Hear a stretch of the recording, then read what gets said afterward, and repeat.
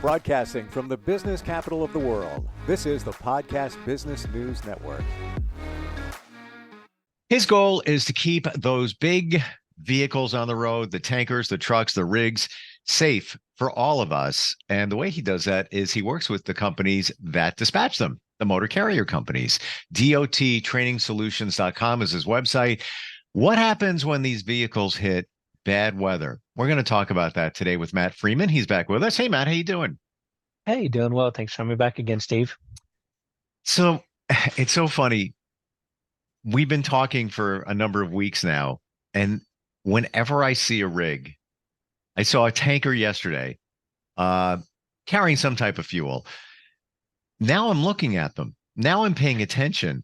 And I got to tell you, I was at a stoplight and it was crossing in front of me. And I'm thinking to myself, how the heck does it carry that much weight? Just the I don't forget what it's called, but the cab, the engine, all of that. Mm-hmm. The tractor. Is that what it's called? The truck itself, they call it the tractor. Got it. So that's why they say tractor trailer. Trailer. Got it. Okay. Yeah. It was just escaped my mind. So much weight, I got to believe, with a full cargo of fuel, liquid back there. I'm amazed how it gets done. And then I'm looking at the placards on the side, and this one, it was red, and there was two of them, and I believe they said the same thing, and it was 12 something. I just remember 1203 maybe. Yes. Yeah. Mm-hmm. What Gasoline. is that? It was gas. Okay. Gasoline. Wow. Mm-hmm. Wow. How are the tractors able to pull that much weight? That's what they're designed for. And what I mean by that is, each trailer, each truck is designed to be able to transport so much, right? And I know at one time we talked about, when does a truck become considered a CDL vehicle? We always say, go look at the gross vehicle weight rating of the vehicle, right? So you got to go by the gross vehicle weight rating, and you also got to look at the trailer to see what the trailer weight is, okay, as well. And in general, you're looking at an average of what's allowed is 80,000 pounds. So when you're looking at these big rigs, you have to assume, that there could be at any given time 80,000 pounds, weight wise, on those trailers and Crazy. Vehicle both. Yeah. Yeah. You think of a conventional car. What is that? 4,000 pounds ish, or, somewhere in that Maybe. territory. Yeah. Maybe. Yeah. This is 80,000, and the tractor, yeah, it's obviously bigger than a standard sedan, but not like a huge amount, but it's a huge amount more weight that it's carrying. Amazing. Yeah. With the weights, what you're talking about, you still got to look at the weight laws in the states. And, they only allow so much weight on their roads, before it really starts tearing up and damaging, for bridge laws. That's a big thing. You can't have something over the set weight to go over a bridge because they're made to hold so much weight, right? Wow. So, just little off on, segue off here, which still comes into weather conditions. That's why you see a lot of repairs on these roadways. Bridges around all the states for the last several years now, because, they can't hold the weight that they used to hold, just because they're old. Or older, should I say. So that's where these weights really come in, because you don't want to, you see the movies where you see the truck going over a crumbled up, wooden bridge, and you're just hoping it gets across, Right. Yeah. Things aren't that bad today. Now maybe we're driving out in the jungle or something, but, so there's why the concern on the weight is. Really, it is. That's a good but bad example at the same time, to kind of wonder how much stress that these heavy loads put on there. And a segue with the weights, real quick into the weather conditions. Right now, what do we deal with this time of year? Storms. And what comes with the storms? Wind. Yes. Heavy rains. These tankers, these everyday general freight haulers, these big box trailers, they got a lot of weight on them. and there's a lot of wind blowing out there. I just some of the things I wanted to talk about today was the safety concerns for both the driver of the truck, the trailer, and the everyday public. We kind of talked about before safe distance. So, you ever drive down the road and you see the wind whipping up and you see that trailer in front of you and it's just kind of doing one of these deals because he's trying to stay on the road. The wind's blowing him around. So just think now in the conditions whenever it's hard to see because of heavy rain, the wind's blowing, super, 40, 50 mile an hour, probably in storms, it may be faster. Um, being safe out there, and these guys, they got a hard job when it comes to a storm because, what's their job? To get that product, whatever it may be, to the main source, to their destination. And when you're seeing these guys out there in the storms, keep that safe distance. They're doing everything they can to keep those vehicles in the road. And I think it's good, a good safe distance learning on, you don't know what's in that trailer. Sure. And, when I see that, when there's storms coming up, I make sure I'm not real close because if he has to stop sudden, what's going to happen to me? If I don't go around him, if I can't swerve, I could potentially go underneath him. The wind blows and just, incidents happen. That trailer goes over. I mean, we've seen news stories where the winds picked up trailers and just set them on the side of the road like it's nothing. So it's this time of year, everybody's got to be very careful when it comes to, the storms, the wind, the rain, everything that goes with it. Sure. And they come out of nowhere here in the New York area. This was last week. It was Thursday. Out of nowhere, about 8:30 at night, gale force winds with a storm that just rolled in. And somebody texted me. They were driving. They were like, "I can't believe what's going on." I'm like, "What? What's up?" I knew there was some storms coming. Had no idea it. So imagine if you're that tanker or that big rig going down the road.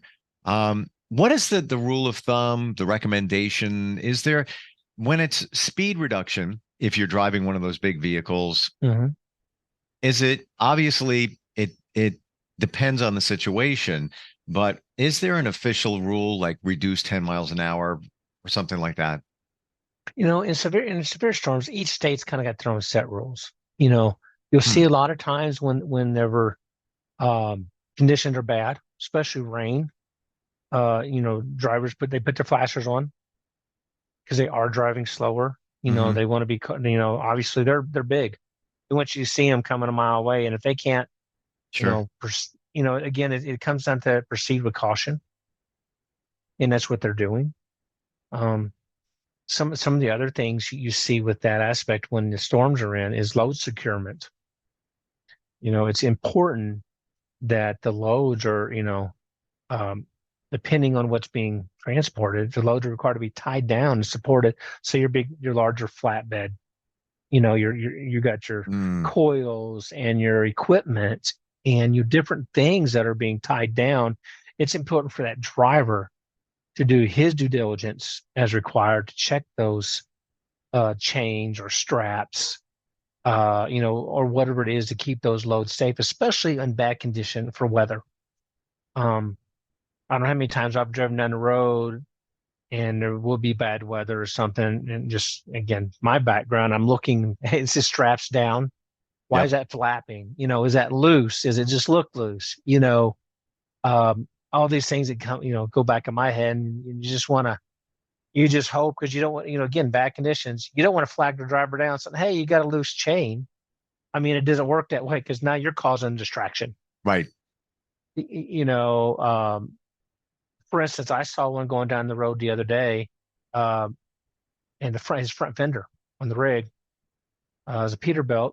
Front fender was just flapping like it'd been hit. I don't know if the guy knew it, but it was one of those things. If a big gust of wind was going to come through, it would have flipped his fender right off. I mean, it was just hanging on. Wow. What did I do? I was cautious. I slowed down. I made sure when he got over, I got around and went down. I didn't go flagging down, letting him know, But the one thing I did notice, and the only reason I didn't call ahead, because I was trying to get the DOT number. So if I needed to call for assistance, I could say, hey, there's a driver or whatever. But he had turned off of his on another route. So I let him go. But he was slowing down. I just had to make the assumption that he was being safe and taking care of the situation. Now you said the DOT number, and those vehicles have them on them. But what do you do at that point? So where would you? Let's say you're a driver, you see something, you need to tip them off or report or whatever it might be. Who do you call? No, absolutely. So that US DOT number, it's on the side of the truck. Okay. When you go into what they call a safer search, okay, it's an FMCSA program with US DOT, and you can put that number in, and it will pull up everything on that motor carrier, phone number, Wow. information, principal place of business. So if you need to get a hold of somebody, that number, there will be a number there. Or I also go look at it and say, okay, the actual company. I look up and then I Google it. Hey, it's Matt and Steve's trucking company. Okay, they're located in. Here's a phone number. I can call the number and say, hey, listen, notice your truck's going down the road unsafe. Just wanted to let you know, it could be a safety issue. Wow. Don't want to see you get in trouble, anyone get hurt. I've done that in my past and Where let do you companies know. where do you look that up with the DOT Um, number? yeah, let me pull that up here and show everybody how to use that. Sure. I think this is super cool info, in Yeah, case and you yeah, never know. no, exactly, and you're going to see only public information, Steve. Hmm. So let's just do this. Let me pull up a.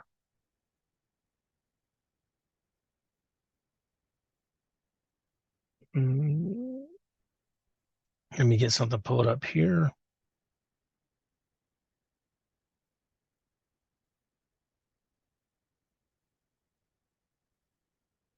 Let me go about this a different way here. Let me pull this up.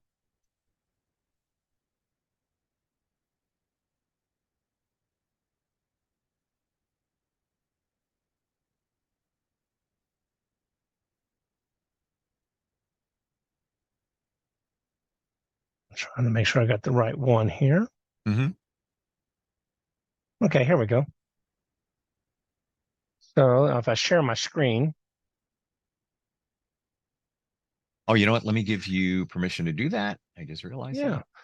Hang So on yeah, one this is second. this is for public. Anybody can use There we go. this. Okay. And so let's share this here. Okay, everybody see my screen? Yep. So if you go to safer.fmcsa.dot.gov / company snapshot. Okay. So right here, I just got some random companies in here right now. So if you see like a DOT number that you're looking for, Hmm. I don't even know who these guys are. I'm just going to pick a random one here. This one's called Bridge Diagnostics. Okay, well, that one didn't work.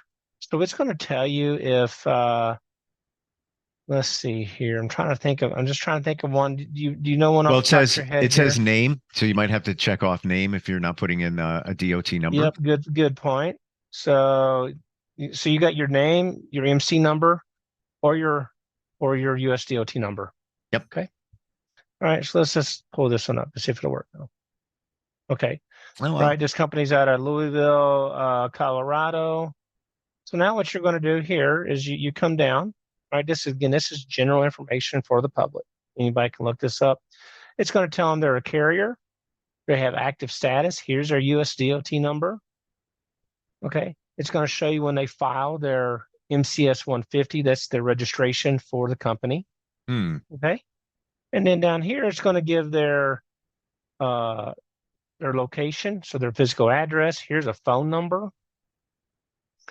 Okay, so you can go in and so if you, for whatever reason, I usually say go to the website or you can come to here. Okay, because sometimes you can't find a website because it might be under another name.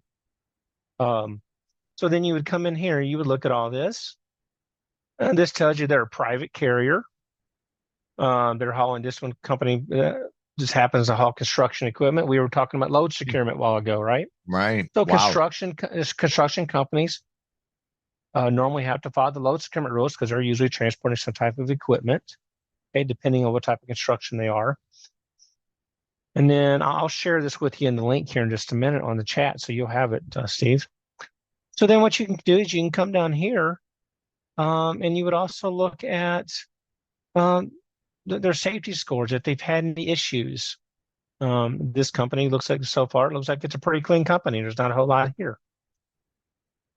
But the key thing here is, you're getting the primary information. If you see something, or you notice anything, you can always call their headquarters or something and say, hey, saw a truck. It's always helpful if you can get like a unit number or a license plate off the truck. So when you call and say, hey, I saw truck 24, it looked like there's some bad damage on the side, just concerned.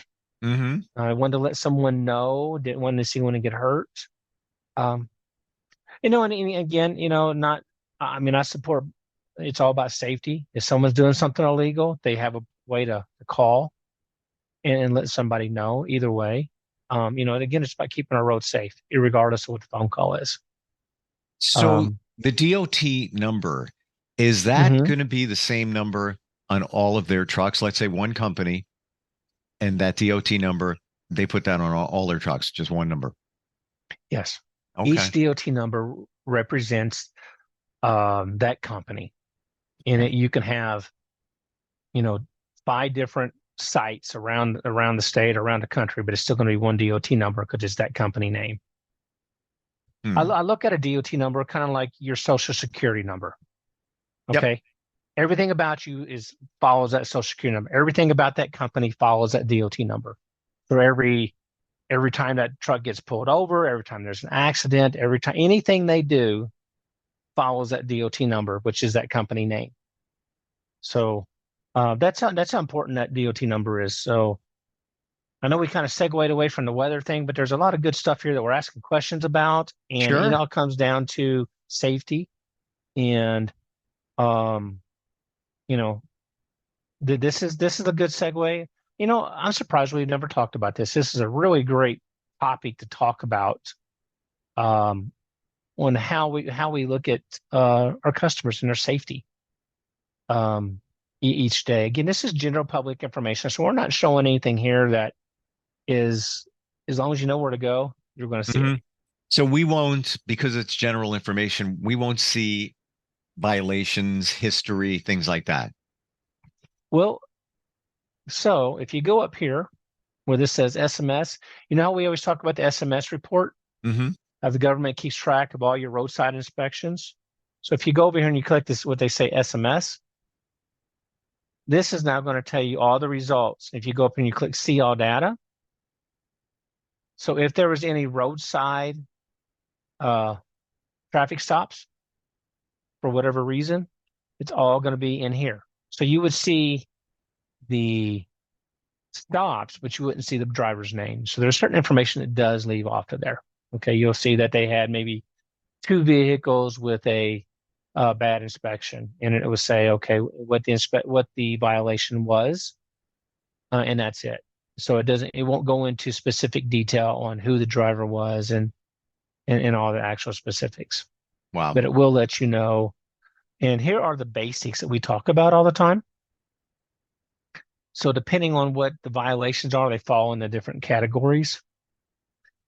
So this is some really good stuff. So when you're driving down the road, now that you're noticing the trucks out there, if you look up a DOT number, there's nothing wrong. If you're sitting on a stoplight and you catch a quick snapshot and you want to look up the DOT number, nothing says you can't go back and look that up.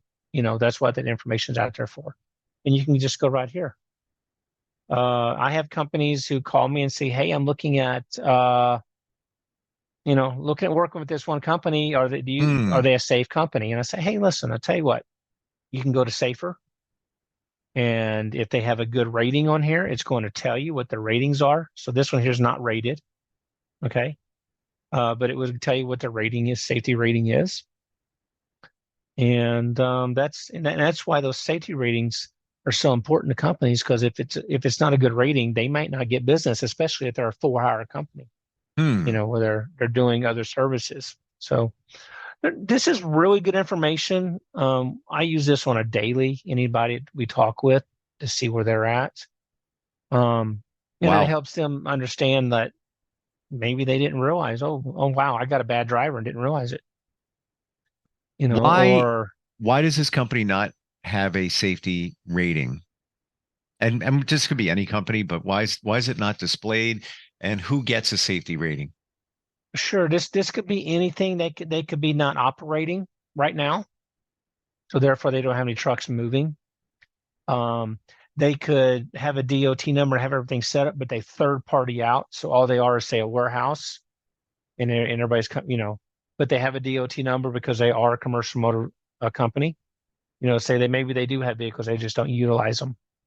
So there's a lot of reasons why they're not rated. Let's see if we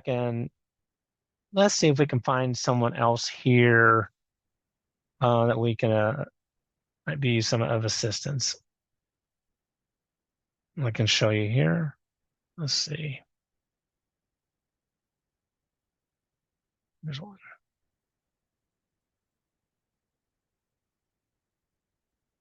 Okay, here's a company in California. They are authorized for hire. Okay, their status is active. They're a cargo tank. They transport. Okay, they're a carrier and cargo tanks. Okay, so they transport fuel. Um, so they're authorized for property. Just some basic things saying what their authority levels are. Okay, that's all this is saying. Hmm. Here's their MC number, and where is their DOT? Here's their US DOT number right here. Okay, they transport liquids and gases. Wow. They've had a total of 424 vehicle inspections in the time period for the report here, which is 24 months. They have a satisfactory rating on their last full review of the company.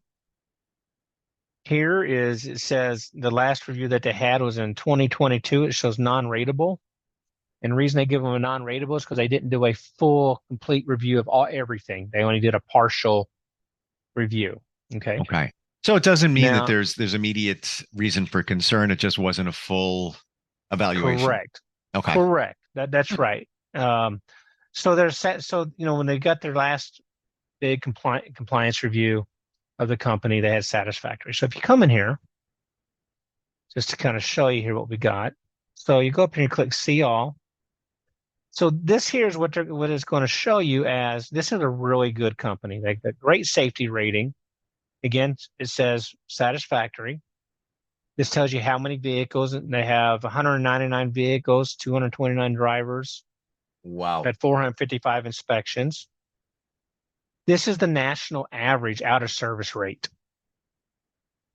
Okay, so once this number gets close to the numbers over here, then we start having issues. Okay, because if you start getting above that national average, now you're getting a chance to get flagged. Okay, why are you going above? All right. Argo as a company, consulting and training company, we want this to be as close to zero as we can get it. Okay, we don't ever want this to get high. But how this number is affected is by these numbers right here. Okay, see the measures here? Sure. This is where these percentages come from. So if you go down here, this is all the roadside stops that they have received. All right, so Wow. you'll see Hmm. what they were.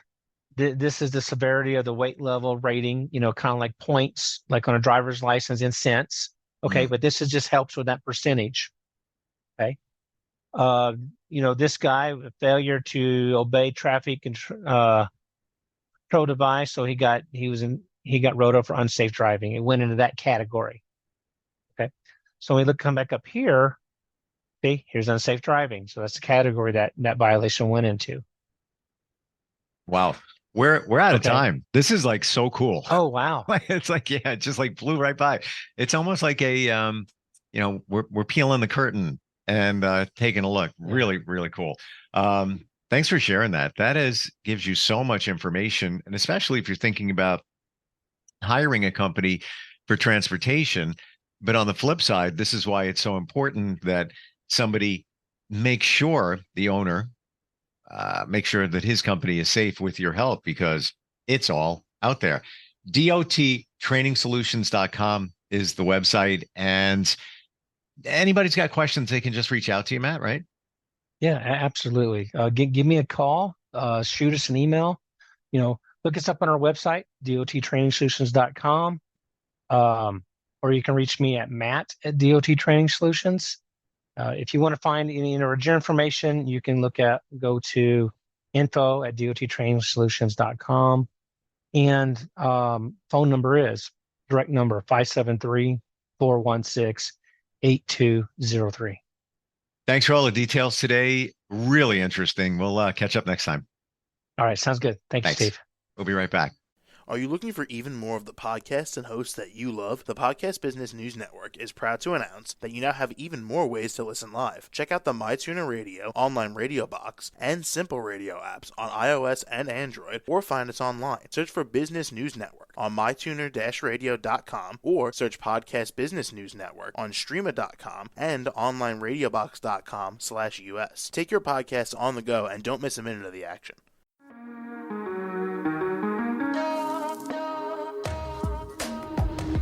Broadcasting from the business capital of the world, this is the Podcast Business News Network. For nearly 2,000 severely injured veterans, everyday life has become filled with barriers. Day-to-day simple tasks can become pretty daunting. I have to carry my chair up 2 flights of steps or have somebody do it for me. What scares me the most is just the falling. When I'm struggling with my house, I think, to have that one great barrier just knocked down, it's crucial. Home for Our Troops is a wonderful nonprofit that builds a mortgage-free, fully adaptive, handicap-accessible house. And there's no catch. It'll be our very first home that we've ever owned. This is a game changer. This is where your life begins again. We need you to join us in completing this important mission. Please visit hfotusa.org and help build homes and rebuild lives. Because of you, everything's going to be okay.